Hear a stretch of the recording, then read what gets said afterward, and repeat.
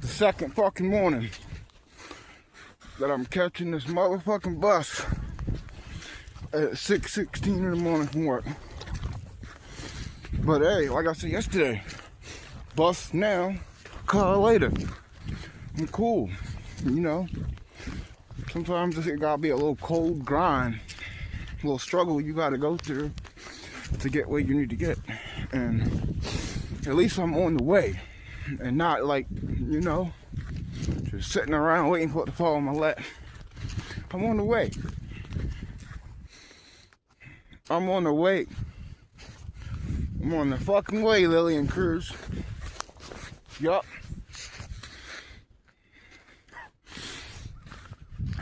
Now let's wait for this bus to come. Look at that shit. That's some cold shit right there. Now it'd say like 7 minutes, but I know it ain't gonna be 7 minutes. On Harper and Hillen. We'll see though.